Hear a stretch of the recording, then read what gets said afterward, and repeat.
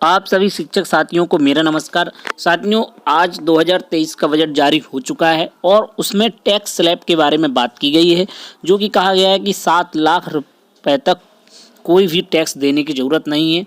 तो ये क्या सिस्टम है और इसको हम यहाँ पर देखते हैं। तो यहाँ पर जो स्लैब जारी किया गया वो इस प्रकार से है कि 0 से 3 लाख तक 0% टैक्स और 3 से 6 लाख तक 5%, 6 से 9 लाख रुपए तक जो है 10% और 9 से 12 लाख तक 15। तो ये टैक्स स्लैब जारी यहाँ पर की गई। तो यहाँ पर आपको बता दें कि इंडिया में 2 प्रकार का टैक्स स्लैब चलता है, जो कि एक न्यू टैक्स स्लैब होता है और एक होता है ओल्ड टैक्स स्लैब।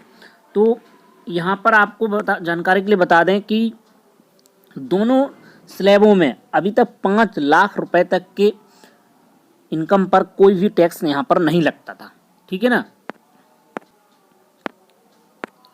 अब 7 लाख तक पर कोई टैक्स नहीं। अभी जिनकी 5 लाख रुपए कर योग आमदनी है उन्हें दोनों कर व्यवस्था में कोई टैक्स नहीं देना होता है। अब यह लिमिट 7 लाख रुपए होगी। छूट की यह सीमा नई कर व्यवस्था में बढ़ाई गई है। पुरानी जो स्कीम है, यानी कि जो पुराना टैक्स स्लैब है, उसमें कोई भी प्रकार का बदलाव नहीं किया गया है। तो अब इसमें यहाँ पर 7 लाख रुपए कर दी गई है। तो इसका मतलब है कि 7 लाख रुपए तक यहाँ पर आपको कोई भी टैक्स देने की ज़रूरत नहीं है, जो कि नए टैक्स स्लैब में जाते हैं। तो दोनों में डिफरेंस काफ़ी ज़्यादा है, क्योंकि अभी आप जानते होंगे पहले से ही कि 50,000 रुपये स्टैंडर्ड डिडक्शन दोनों टैक्स स्लैब में होता है। यानी कि अगर आप पुराना टैक्स स्लैब सेलेक्ट करते हो, नया सेलेक्ट करते हैं, तो दोनों में 50,000 रुपये का टैक्स स्लैब जो स्टैंडर्ड डिडक्शन होता है, स्टैंडर्ड डिडक्शन दोनों में देखने को आपको मिलेगा। जो नौकरी पेशा वर्ग हैं उनके लिए यहाँ पर बता रहे हैं कि 50,000 रुपये का स्टैंडर्ड डिडक्शन दोनों में देखने को मिलता है। और जो 87A के अंतर्गत 12,500 रुपये का है वो भी यहाँ पर रहता है। लेकिन जो मेन इम्पोर्टेंट बात है, 1.5 लाख रुपए की जो टैक्स डिडक्शन की छूट है, वो जो है आपको पुराने टैक्स स्लैब में ही देखने को मिलती है। नए टैक्स स्लैब में वो छूट देखने को नहीं मिलती है। तो 1.5 लाख रुपए वो हो जाता है और 50,000 वो, तो यानी कि 2 लाख रुपए की छूट आपको ओल्ड स्लैब में मिल जाती है। तो सैलरी वाले को टैक्स स्लैब से कोई फ़ायदा नहीं है। सैलरी पाने वाले लोगों को नई टैक्स प्लान से कोई फायदा नहीं है। इसकी वजह है कि उन्हें HRA, LTA, standard deduction section 80C और सेक्शन 80D के तहत मिलने वाली कर छूट नहीं मिलेगी। वहीं नॉन रेजिडेंट के लिए नई व्यवस्था फायदेमंद है, क्योंकि वे ज़्यादा छूट का दावा नहीं करते, यानी उन्हें कोई भी स्पेशल छूट की जरूरत नहीं होती है। नई व्यवस्था में कंप्लायंस कम है और रिटर्न फाइल करना बेहद आसान है, इसलिए इस व्यवस्था को कहा जा रहा है कि अच्छी व्यवस्था है। लेकिन यहाँ पर 1.5 लाख रुपए की जो टैक्स से छूट मिलती है वो यहाँ पर आपको देखने को नहीं मिलती है, लेकिन 50,000 स्टैंडर्ड डिडक्शन ये दोनों में मिलता है। तो मेनली ये 1.5 लाख रुपए की जो छूट है वो यहाँ पर आपको देखने को नहीं मिलती है। तो इस वजह से यह टैक्स स्लैब काफ़ी लोग सेलेक्ट नहीं करते हैं और वो पुराने स्लैब पर ही जाते हैं। नई टैक्स रिजीम को डिफ़ॉल्ट किया गया है। नए इनकम टैक्स रिजीम को डिफ़ॉल्ट रिजीम बना दिया जाएगा, यानी कि फाइनेंशियल ईयर 2023-24 को जब आप रिटर्न भरने पोर्टल पर जाएंगे, नया टैक्स सिस्टम पहले से ही सिलेक्ट दिखेगा। पुराने टैक्स सिस्टम पर जाने के लिए आपको उसे क्लिक करके चुनना होगा। यानी कि जो पुराना टैक्स सिस्टम है उसको ख़त्म नहीं किया गया है, सिर्फ वहाँ पर आपको बाय डिफ़ॉल्ट देखने को मिलेगा। पहले से ही सिलेक्ट आपको जो है नया टैक्स स्लैब देखने को मिलेगा, लेकिन आप वहाँ पर सिलेक्ट कर सकते हैं ओल्ड स्लैब। तो यानी आपको सिलेक्शन का मौका मिलेगा। बाय डिफ़ॉल्ट जरूर वहाँ पर न्यू टैक्स स्लैब रहेगा, लेकिन आप वहाँ पर पुराने टैक्स स्लैब को सिलेक्ट कर सकते हैं। तो सभी साथी इस पर गौर कर लें, जब भी आप अपना ITR फार्म भराने जाएं तो आप पुराने स्लैब को ही सिलेक्ट करें, क्योंकि उसमें ज़्यादा फ़ायदा है और क्योंकि वहाँ पर आपको 1.5 लाख रुपए का टैक्स डिडक्शन देखने को मिलता है। इस वजह से इस ओल्ड टैक्स सिस्टम को सभी लोग सिलेक्ट करते हैं। पुराने स्लैब में 0 to 2.5 लाख रुपए तक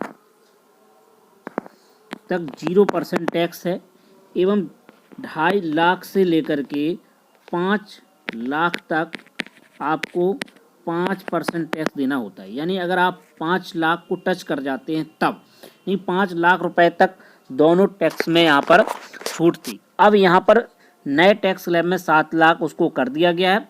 तो पुरानी टैक्स स्लैब में यहाँ पर 5 लाख से लेकर के 10 लाख तक 20% जो है टैक्स देना होता है, और साथ ही 10 लाख से एवब अगर होता है तो वहाँ पर आपको 30% टैक्स देने होता है।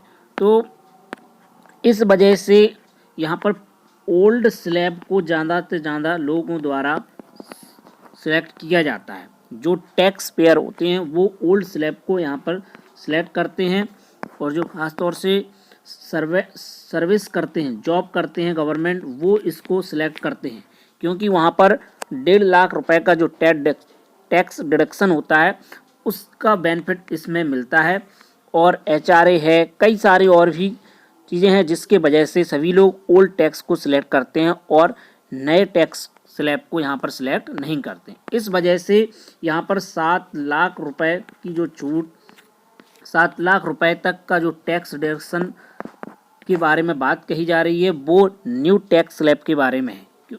गवर्नमेंट भी यही चाहती है कि न्यू टैक्स स्लैब को लोग अपनाएं, और हो सकता हो कि भविष्य में धीरे धीरे जो भी सारी छूट ओल्ड स्लैब में मिल रही हैं उनको बंद किया जाए। यानी कि जो 1.5 लाख रुपए की जो छूट आपको मिल रही है, हो सकता है वो भविष्य में यहाँ पर बंद भी हो सकती है।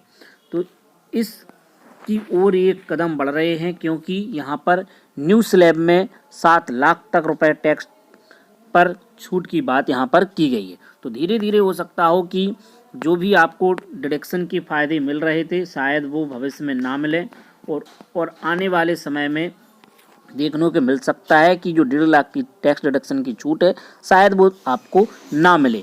तो 7 लाख रुपए की छूट सिर्फ न्यू स्लैब में है, पुराने स्लैब में कोई बदलाव नहीं किया गया है, ना ही उसमें कोई भी छेड़छाड़ की गई है। जब भी आप ITR फार्म भराने जाएं तो बाय डिफ़ॉल्ट ज़रूर आपको न्यू स्लैब देखने को मिलेगा, लेकिन आप जिससे भी आप फॉर्म भरवा रहे हैं उनको एक बार बता दें कि मुझे ओल्ड स्लैब के अनुसार ही अपना ITR फार्म भरवाना है, इसलिए आप सिर्फ पुराने स्लैब को ही सिलेक्ट कर दें।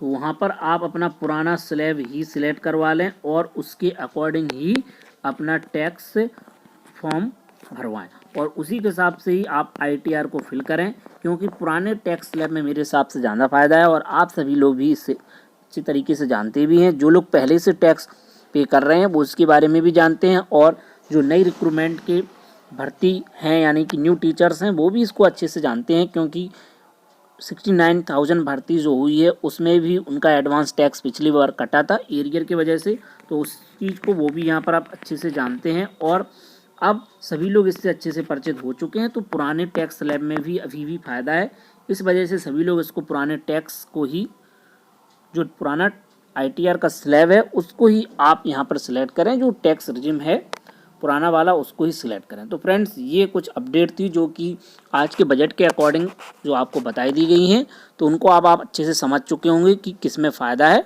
तो फ्रेंड्स मिलते हैं किसी नेक्स्ट वीडियो में और नए अपडेट के साथ।